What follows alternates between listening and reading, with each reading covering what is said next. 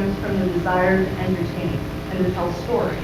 I come from an artistic background. Mostly music composition. I also wrote for theater. I'm a playwright. And one thing I noticed a lot, because I play a lot of games, like a lot of you I'm sure, was that a lot of story-based games, RPGs, text adventures, is dialogue. And really, a lot of game making, writing for games, is a lot like being a playwright. There's actually, I find something really magical about being able to construct an entire experience that the player interacts with so directly, like electronic theater, that they're the main character. So, I've been working on games ever since I got my hands into BASIC back in middle school, when I authored Elf Quest. Yeah, it was somewhat underwhelming now. It was a text adventure with really, really bad ASCII. That despite its limitations, it has a password system, a soundtrack. It's really funny. And then my next attempt was a quiz game on photovoltaics or solar power, in which an angry computer named Mondo, basically threatened to kill you unless, you answered 7th grade science questions on solar power. But there's been a slew of projects over the years, a whole train of good, bad, ugly projects that I've worked on. So really, it's been about 20 years. And during that time I've been, I guess, a serious hobbyist. But I've really been excited over the past decade to see this new trend. So it's this big thing now. But there's a number of cheap or free, easy-to-use editors, and you can make all sorts of games, especially 2D games. And it's amazing how sophisticated and powerful and flexible the tools are now, and how easy they are to use compared to, the old horse and cart procedural-based, construct an engine in BASIC from scratch, get lamps, that kind of thing. It's kind of amazing. We're living in the future now. I never would have dreamt it. At the same time, you have this trend with the casual market exploding in a way that's staggering. So this whole new generation of players, like young people, women, and you don't have to be a gamer to play apps on Facebook or your smartphone. And it's a pretty exciting time to be a gamer and a game maker, actually. The neat thing is that there are all these gaps opening up in the market because of this bullshit. So you have new customers to serve, basically. So you need new people to serve them. So there's been also kind of a rise in the indie market at the same time, which is pretty exciting, at least to me. And the nice thing about projects that are authored by small companies or individuals is, while sometimes they lack the eye candy aspect, the polish, the technical complexity of the behemoth companies, your Bethesdas, your, commercial releases, you still have this sense that there's this excitement where whole genres are being formed, that experiments are happening that, frankly, a lot of commercial houses are unwilling to take risks on. And, some of them fizzle, but then you have your breakaway releases. So it's pretty exciting. Indie games are largely labors of love, but, like I said, some of them do make $1 billion. Well, not really. But the nice thing about them is that they're born edition, the labors of love, and the risk. So anyway, getting back to what I said before, I've mucked around with a lot of entries. Really good ones, really bad ones, and everything in between. And today in my talk, I'm going to focus on what I consider to be my favorites, and the ones I found easiest to use. I wanted to focus on an introduction to game making, really. But hopefully, even if you have your feet wet, you might find something new. So, There are more powerful engines than what I'm offering out there, with more features, bells, whistles, power. But I wanted to focus on things that were, cheap or free and really, really easy to use. As a writer and musician, while I've learned to dabble with code in a limited capacity and I've programmed from scratch, like I said, the old procedural stuff, I come from more of an artistic, creative background. And so I tend to deal with tools that shortcut the process for me so I can get down to the fun part. And I prefer, so you're going to see like a bias here. I'm talking mostly about 2D game design today. The problem with 3D, as far as a game development standpoint, is it's really tough, especially with your first project, to be able to do it. And there's a whole exponential increase in difficulty between being a 2D designer and being a 3D designer. And crappy 3D is awful. Where, and it's so hard that 90% of 3D is crappy. Especially, like I said, you have the giant houses putting out flawless things. It's really, really hard. But if you were a 3D developer, my hat off to you, because it's a tough thing. So anyway, I'm going to talk first about, kind of an interesting engine, and a lot of people haven't heard of this one. And I only really heard about it through looking for some resources for other engines. So this is Renzi, or Renzi, I should say. It's a visual novel engine. It's over 6 years old. Its website, because it has great web documentation, is www.renpy.org. And visual novels, if you're not familiar with them, are a genre that are largely text-based. So it's kind of, a lot of them are kind of game book-esque, like the Choose Your Own Adventures, where you have the dialogue and you've got like a character portrait, the background, and the player makes decisions during the course of gameplay, that affect points, that affect the outcome. So it's pretty cool, actually. It's actually a very, visual novels, I like to actually mess around with this engine a lot, and not just make visual novels with it. The name, because it's kind of an unusual name with the, with the apostrophe in there and everything, comes from a mixture of Renzi and Python. Renzi is the Japanese term for a dating sim, which is one extremely popular type of visual novel, both in Japan and here. And the Python, of course, is scripting language. The great thing is that it supports nearly all the features that a visual novel might reasonably be expected to have, including branching stories, saving and loading of games, rollback to previous points in the stories, variety of scene transitions, and so on. So it's fantastic for making visual novels if that's your particular thing. The nice thing is that the syntax they use, the Python, is actually very simple and easy to learn. The program, the core code is actually very well constructed. Everything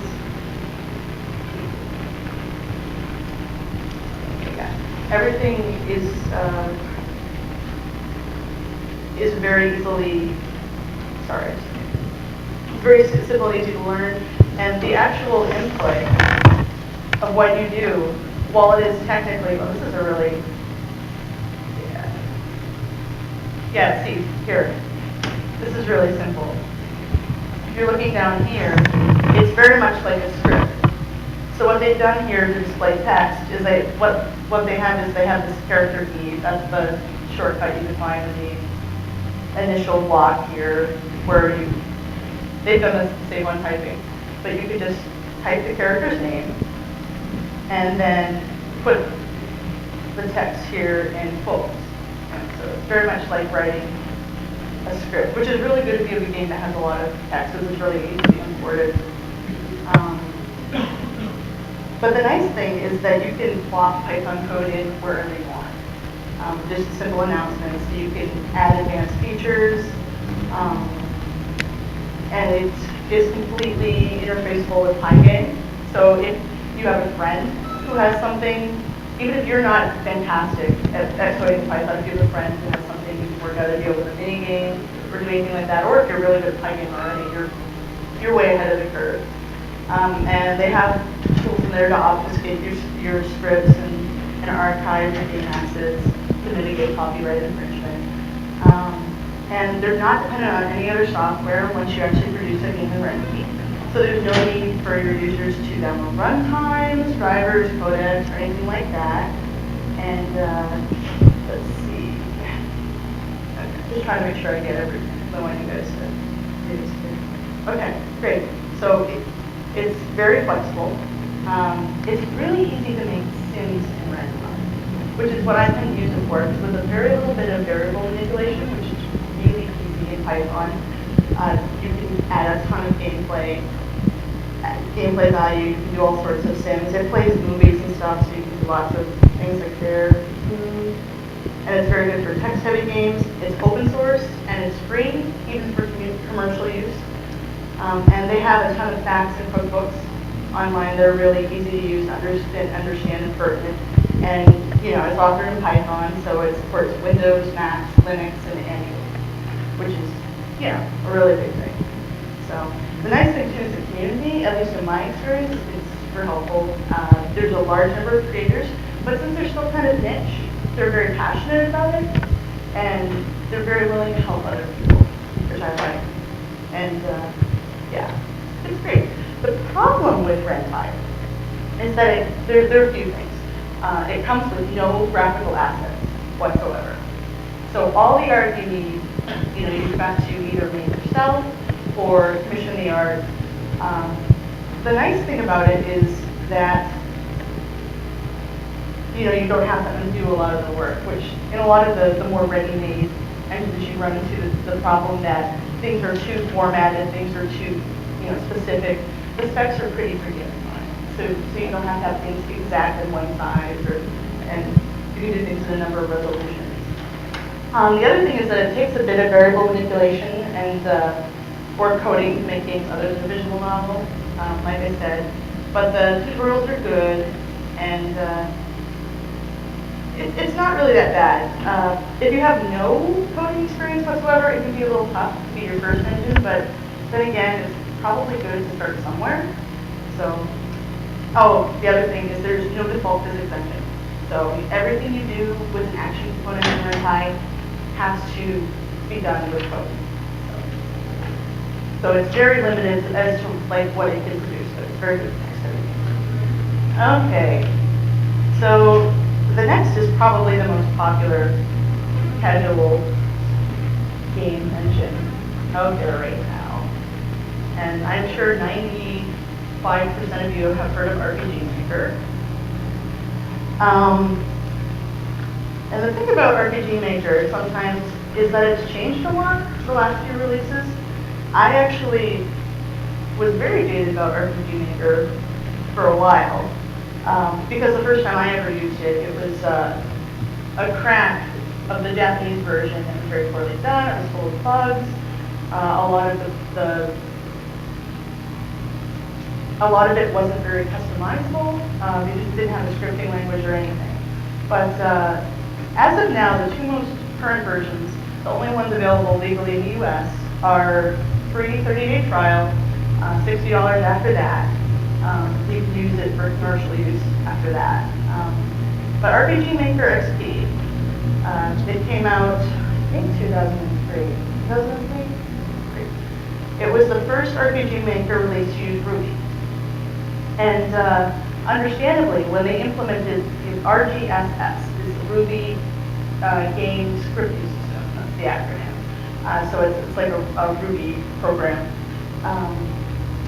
Once they did that, it made it so you could script all manner of customization into the game and opened the capabilities of the tool up to something that you could actually do quite a bit of stuff with. Let's see. Yes. So that was something that was a big deal to me. This is RPG Maker XP program I was just talking about. I popped it up there originally. So basically, if you haven't used RPG Maker before, they have a few different graphical placement systems here that are really, really easy to use. Maps are super easy to make. It's just all like drag and, so you can, oh, that's not there. So you can just, place objects on the map and make your map really quick, and you don't have to mess around too much with it.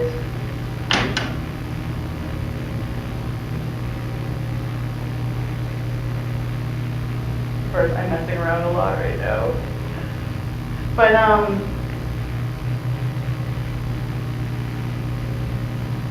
there we go. All right, there we go. I haven't used RPG Maker, like, seriously for about a year, so this is really fun. You guys need to watch me do this. But you can make a map, and it's a really crappy map. There you go. It comes with, the nice thing about it is you can do that. RPG Maker in general, the 2 releases, they come with more than enough music and art to make a complete game. It's easy to use. It's really easy to modify the databases. Like everything that comes in here is just really simple to do. The problems with RPG Maker in general is that modifying the existing script can be really tricky unless you're experienced. But then again, there's a decent community out there. I find them less friendly than the Renzi community. And the other problem is even between the 2 RPG Maker versions that are out there, the XP and the VX, there's a significant difference in the way that modifying scripts need to be written for the versions because the methods are all different. And I think they did a bad job in making it suit people from one to the other because it's pretty easy, especially if you're working in a couple different versions.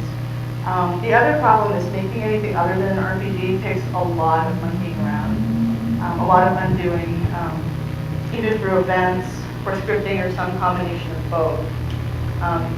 RPG Maker it's event-based, so it works on the system maps here where you click and a whole bunch of event commands show up, and you kind of, it's neat because it's all visual, so if you're not much at coding blocks, it's pretty simple. So if you want to show text, you show text here. If you want to show choices, you show choices here. It basically programs it for you a little at a time. And you can do a lot of things here. Actually, the neat thing is, it take a long time to explain each program in depth, but essentially, it's kind of, rather than having to remember the syntax, you lay out the steps in order of what you want to accomplish within your script, and then it executes. So it's pretty neat that way, in that you at least don't have to worry about the detail orientation of the syntax, and that problem you find when you're running bugs. So you can either do a lot of things either through scripting or through events, which for people who aren't programmers sometimes are easy to work through because they're visual. And the neat thing is you start thinking like a programmer, so actual code becomes easier to deal with. Again, the problem with RPG Maker is there's no included physics engine for action games of any kind, and it would need to be scripted from scratch. So the differences between the 2 versions of RPG Maker XP and VX, XP named for Windows XP, it came out about the time that was, and VX is Vista and XP, so they released VX for Vista. But XP is extremely flexible in the way that it works. For example, let me show you something here. This is still like the sample game, so it's just like the default setting here, but like start all its full things. So this little guy, I hate the sprite, but this is the default hero they give you. Just like cruising around the map here. There are a whole bunch of character sprites, so you probably have a character sprite before, but if you haven't, that's character sprite. Within the game, if you wanted to change the main character, you go to Actors tab. That's Alexis. I hate him. You could look through. There's all this art in here. Like I said, there's a lot of art, and it takes. There's a long discovery process when you go through and you see how many graphics they've included that you can use commercially. But you can see Alexis, he's, you know, he's that size. And quite a big monster. Look how much bigger the goblin guy is. So there's not a standard size that you have to use, which can be kind of a pain in the butt if you don't have a lot of different variations. Some of the programs are very specific just to the material set. And XP is really forgiving that way. So working with a sprite artist on an XP title is a lot easier if you're doing some custom sprites. So the downside to XP is it still requires an immense amount of attention to detail when you're working the event commands, because you can screw up anywhere in the process. You still have to remember, oh, when you're going to begin, you're making an in event to subtract the goal or to heal the party. Like there are a certain number of steps. You have to tell it everything. Which, you know, as you're learning, you'll learn how to do that. So that's not too bad. But the thing about the sprites, as you can see, there's a high level of detail for 2D sprites on them, and they're really, really hard. If you're trying to sprite it yourself, I know this from experience, they can be very difficult to match the shading on them, and it's not an easy task. But that said, it's kind of a medicine ball. So if you can do the RPG Maker sprites, they're pretty detailed, and that particular template is unforgiving. So you'll end up being a pretty good spriter if you can master that. Okay, so the other version is RPG Maker VX. Again, free 30-day trial period. That's $60 to use it commercially. You can sell games with it. Some of the differences, you can tell already. Oh, it's one of my projects. Okay. This is just a demo of the game I'm working on. This is the one I have done. But you can tell, like, the graphical style of the assets that come with the main game. So actually, this is nice because you can actually see a project. Is more of a chibi style, which is like a Japanese style of art where people look like children, they're very expressive. So that's one big difference. A nice thing about VX is they have a quick event creation. So there's lots of, especially in RPGs, there's a lot of tedious things like creating a place where you can go through a door, like warping around. And even though it's not hard, and it's really not that hard to screw up once you know what you're doing, it takes a lot of time, and it's really boring. So what they have here is they'll set up an event. So you say, oh, I want a treasure chest with 25 gold in it. You put it there, open it up, and instead of having to every single time put this through, it does all this work for you. Which, you know, it's pretty easy to do, but it saves you a lot of time, and games take a lot of time. So you really don't want to do stuff like that. But if you want it to be a precise way, if you want a certain tone to play, like I had a problem on my project where the transfer steps up. Like when you leave the screen, it was just way too loud.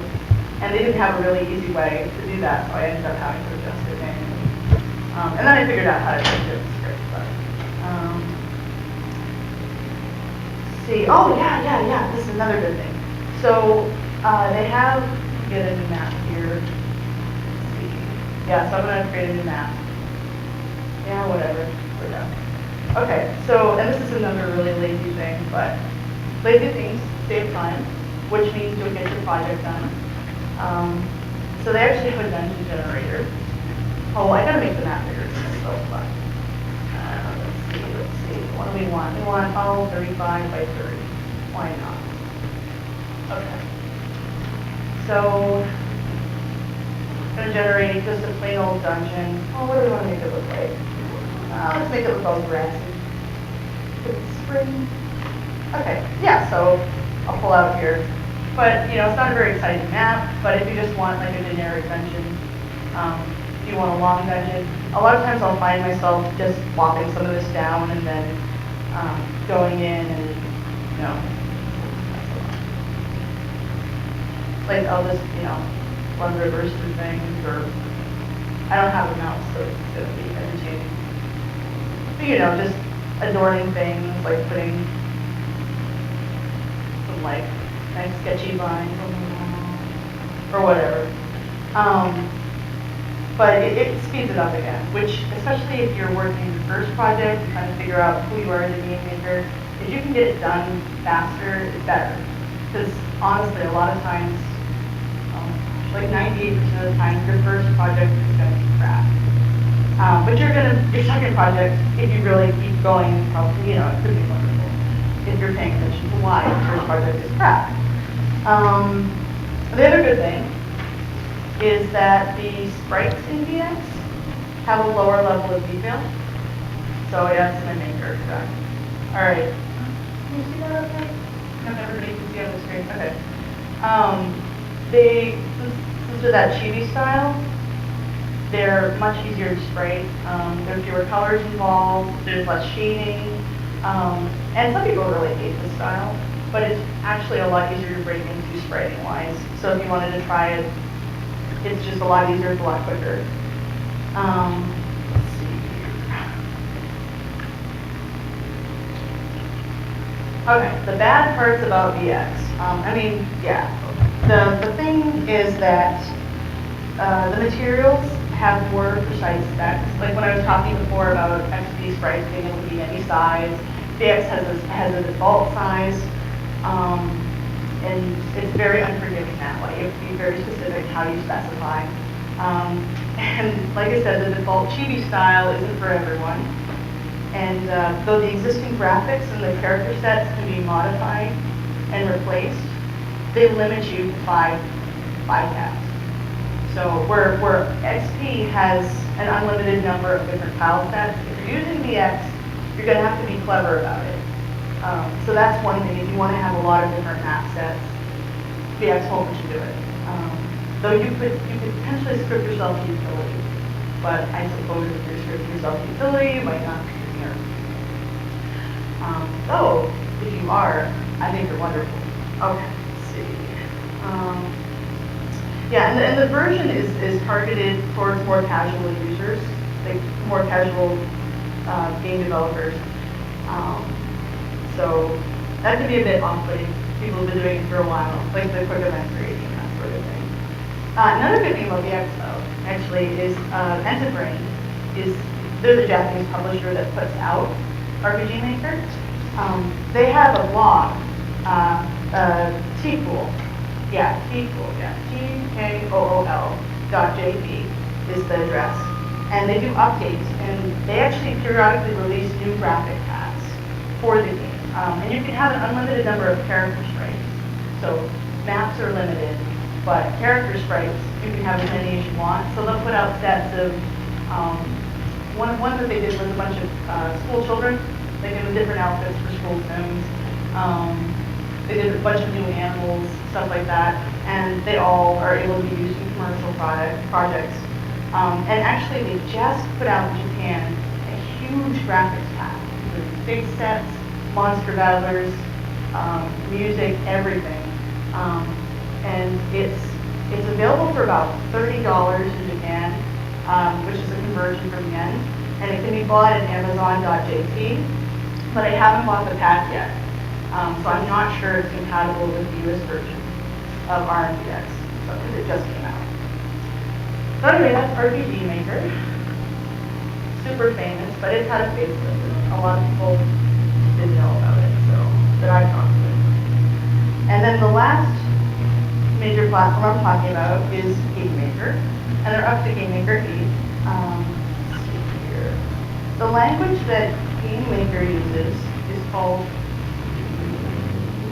using the free version right now because I'm not developing anything in it at the moment. The language that Game Maker uses is called GML, which is Game Maker language. The light version is free. The pro version is currently $25. It's gone up and down in price. I just checked the price 2 days ago. It was $25 then. The difference between the light and the pro version, so what your $25 buys you, is in the free version, the Game Maker logo pops up when you're running a game. And the pro version gets rid of that. And when you're using the program in developer mode, regular pop-ups show up, register me, they get rid of that. In the pro version, you can use rotated, color-blended, translucent sprites. You can create splash scenes with movies, images, web page, text. They've got a good particle system. You can do explosions, fireworks, flames, rain, advanced drawing functions.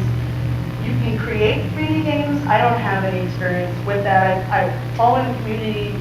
Some people are a little underwhelmed about its 3D possibilities, but I really don't know too much about that. They do advertise that you can create 3D games.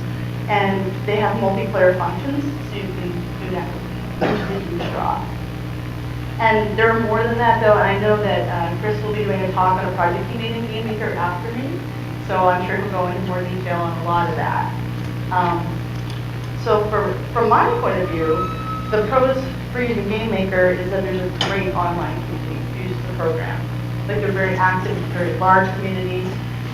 It's very easy to make arcade action-style games, especially. They have competent physics handling that's really easy to use. It supports mouse by default, which Renzi does as well. RPG Maker doesn't support mouse input. You end up playing with a gamepad or keyboard. Fred mentioned that.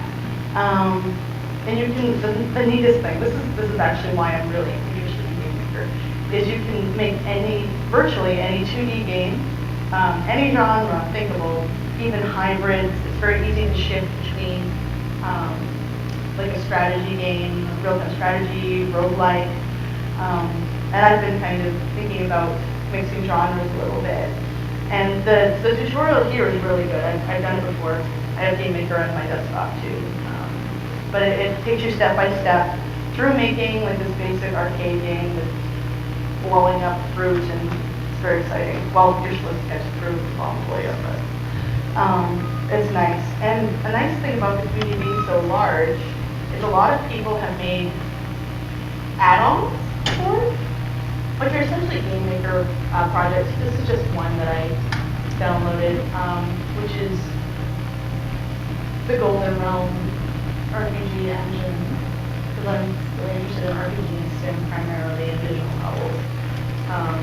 Yeah, see the light edition. Light edition for the laptop. So like this is just, you start with a pretty much a blank slate in GameMaker. There's no sample project.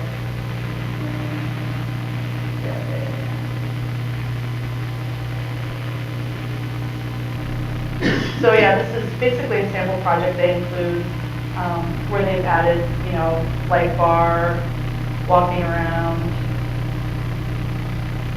And this is a pretty basic one. They made this to be really, really editable, but the graphics are just kind of throwaway graphics that somebody's walking there to give you an idea. It supports things like, you can walk that in a minute. All right, and like reading signs and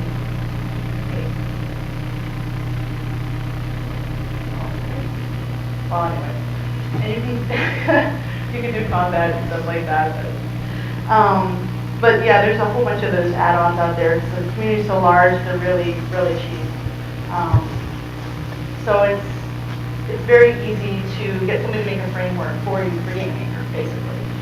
The con is that a large of what makes it so user-friendly is the drag and drop interface that they have here. See, like where you object. Okay. Oh, okay, I'll create a room. Again, I'm not working in GameMaker very often. Actually, Chris will probably show you this. So, and I think I used this line. Yeah. Okay. So actually, I'm gonna go past that. But the drag and drop it's really actually easy to use if you're immersed in it. But it can't do everything, and a lot of advanced functions require the scripting. GML is pretty easy to learn, but it can take a while to really fully understand it. And it's only used for GameMaker, so it's proprietary. And once you've learned it, you can do anything you want in Game Maker. People out there are Game Maker gurus, but it's, it's not C, it's not Python, it's not Ruby. So there's that issue. And there are very few graphical resources included in the download, and they're pretty basic. So those are my views with it, but I am looking forward to using it in the future. So I've shown you a few things. There are a whole bunch more tools out there. It's really easy to do a search, find other ones, play around with them. But they're getting very easy to use. I've heard good things about Unity, haven't used it. That's another really good tool. Another one that I have played with a little is the XNA Game Studio, which uses C# for its scripting. Right now they have a thing through the Xbox Creators Club where you can program for PC or Xbox, and they'll distribute it instantly, and they'll bend it for you, work out distribution deal for you, which is pretty neat. Problem with that one is it's difficult to learn. You have to know C#. But if you have a friend, sometimes that can work. And the Creators Club membership, to actually sell your games, you have to pay for a subscription. And it's like $49 every 4 months or $99 for a year. So if your game's selling, it's a really good deal, but it can be kind of tough otherwise. So, okay, well, I covered that. And I think though, and these are the tools, but the tools are only as good as the person that uses them. So there are a number of things that you should do. These are just a few things that I've discovered, just kind of thinking about what worked for me and what didn't, as a creator in general.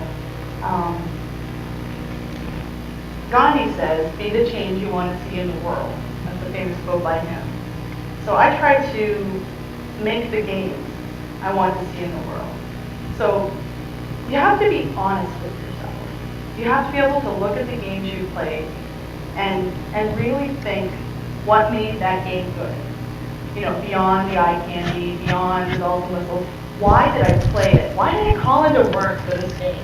You have to ask yourself this.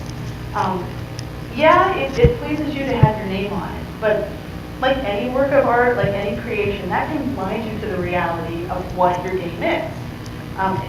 Just because you made it does not make it a good game.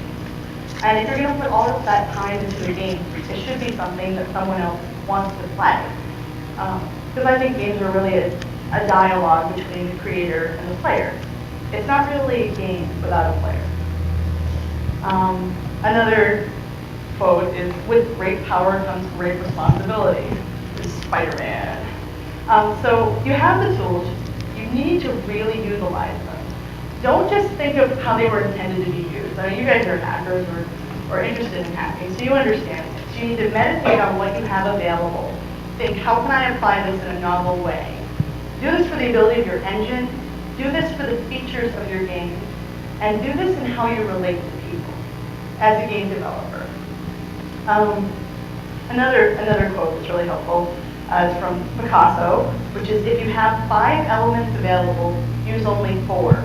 If you have 4 elements, use 3. Which I would take to mean you need to understand your limitations. It's important to stretch with your learning, but when you're actually putting your product out, you need to utilize what you've mastered and not a stitch more. So, one thing I see a lot with people's projects, when they're having a hard time really getting into the flow, really developing a good game, is they're not utilizing their resources properly. There are a number of untapped resources that are really easy to overlook. Everybody focuses on the engines, on the coding, on the tech. But the people you know are really important, not just gamers. Like, listen to the people you know. Like, listen to other works of art. Be inspired, be open to new ideas where you least expect them. That's really important. If you love games, chances are you are a gamer. You love video games.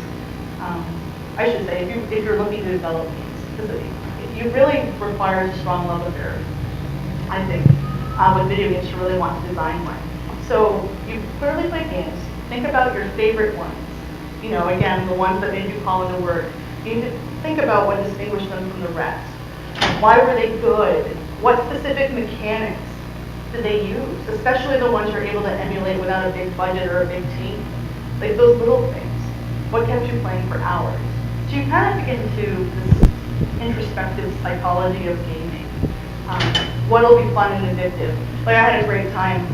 Not that WoW is an indie game at all. It's not. It's like the opposite.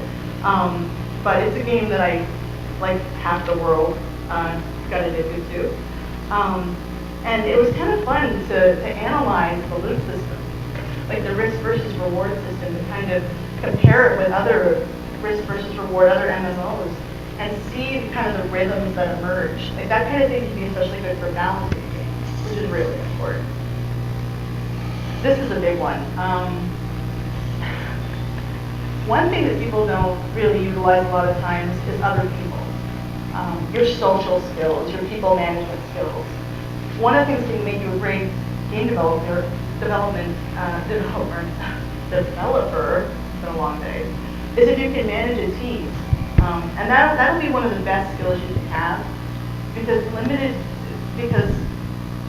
being able to manage other people, being able to select people, help you work with projects and work with them and communicate with them is an amazing resource. It's really limitless. Another thing that people don't think about a lot, they're thinking about specs, is dialogue within the game, writing skills. It's not just a matter of talent. You know, writing dialogue and story is a tool that's free. Once you've really honed your skills, it's free, you use it everywhere, and it's incredibly powerful, regardless of what sort of game you want to make. Even the big 3D releases from Bethesda, your Dragon Ages, and, well, that's not a Bioware, but you know what I'm talking about. Like, they're really dependent on dialogue these days, and gamers are used to that. You know, there's very little of the old, one-liner in English type of thing. So, and it's useful in other fields. So a few things that you can do to help you with that are obviously playing indie games. But you'd be surprised how many people haven't played any indie games that are trying to make indie games. It's important to support the industry, of course. That goes without saying.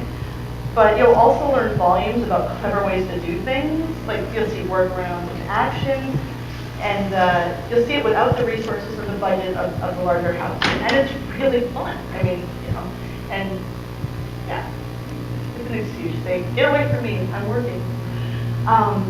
The next thing, I think this is really super important, is that you need to continue to improve your skills. Skills related to game making. All of those things I just talked about, not just your coding. Even things you aren't good at, that you have no hope of ever being in charge of on your own project. Say you can't draw at all. You should take classes. Adult Ed is really good. They're very cheap. Or you can take join forums online and study that way. But drawing classes, basic music background, just a simple music theory class, writing classes, all of those things. Because even if you aren't going to be the one executing that part of the project, you're not going to write the music, you're not going to write the dialogue, you have a great friend that does one or both of those things. If it's your project, you need to know enough about the quality if it's going to have your name on it. So you need to be able to accurately assess that and select someone who can do that for you. So I have a few minutes left. Each of the engines I showed you today actually have commercial games out by smaller companies, which I just have them here. And they're very much geared towards the kind of 8-bit nostalgia, 16-bit nostalgia. I guess I have that now. It's kind of cheap. Casual gaming market. That's kind of my niche. So let's see. Renzi was the first one I talked about. This is Bionic Heart. My type of games, they do a lot. They've done Flower Shop, a lot of sim games. This is great. This game is great because it's fully voice acting. Oh, Renzi can play sound files, so it's very easy to put voice acting in. This is just a game. So you can kind of see Renzi in action a little bit here. And this is basically a visual novel. This one is pretty, yeah. I talk all about good dialogue and not skipping it. But you can see like they move the screens. And then there's the character. This one's fully voice acted. And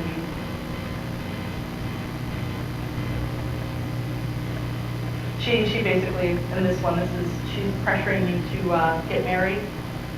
She wants to know, when are you going to marry me? So you either have to take your time or say, hey, why don't we live together? Instead to dodge the bullet. And she reacts. So yeah, the possibilities are kind of limitless. They do it a lot for dating sims because it's kind of an established genre, but there's a lot of different things you can do. They actually have Vera Blanca out right now, which is a detective series, film noir, and you do like mysteries. And actually, if you've ever played Phoenix Wright Ace Attorney, they have it on DS and Wii. Really easy to do that kind of thing in Renzi. Renzi. You call it Renzi. Especially if you know somebody that can script a little bit for you, or you can learn Python, which is really easy to learn. So it was Renzi, and then, oh yeah, RPG Maker, XP. This is Avion. Avion is huge right now. They're all over. I have it on my desktop. I just have the free trials on here because I won't buy it again. But yeah, Amaranth they've done Grimm's Hatchery, they've done Avion series and stuff. So this is Avion. YouTube mode, I guess. Skip intro. Yeah, so I think we saved my name. How condescending. Okay. So yeah, this is just to give you an idea. You saw kind of when I was in XP editor mode. This is how a nice map looks. And it's the character and everything, and you can get the battles and fight and everything. This game is right now on Shockwave, along with 4 or 5 other sequels. So they're getting really wide distribution right now. They're making a ton of money off that hatchery. They have a big web presence. And for BX,